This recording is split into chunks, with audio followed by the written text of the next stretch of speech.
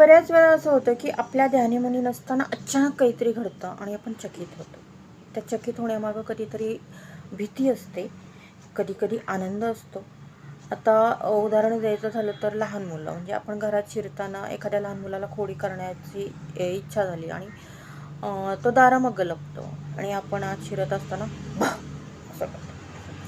अर्थात आपल्याला भीती वाटते, कारण आपण प्रिपेअर्ड नसतो, तयार नसतो असं काहीतरी अचानक आपल्यासमोर येऊन उभं ठाकेल.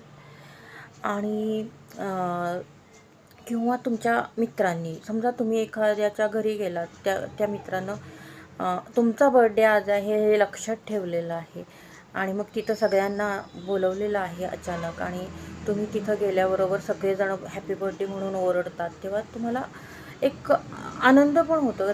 तुमचं याची तयारी नसते किंवा तुमच्या ध्यानीमनी पण नसतं की ह्यांनी आपला वाढदिवस लक्षात ठेवला असेल, पण हे असं होतं. तर ह्या अचानक केलेल्या कृतीमध्ये किंवा आनंद असतो. तुम्हाला त्या क्षणी त्यांनी बेसावत पकडले, पण तेव्हा भीती नाही तर आनंद असतो. किंवा निसर्गसुद्धा तुम्हाला असा कधीमधी एक आश्चर्याचे धक्के देतो की पावसाचं अजिबात चिन्ह नाही आहे, तरी छत्री न घेता निघता आणि मग अचानक आकाशात काळे ढग जमतात, वादळ सुरू होतं, ढगांचा गडगडाट, विजांचा लखलखाट, जोरदार पाऊस.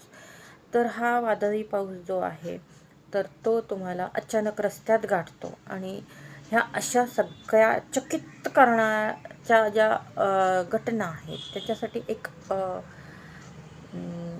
इंग्लिशमध्ये इडियम आहे सुंदर, टू कॅच ऑफ गार्ड.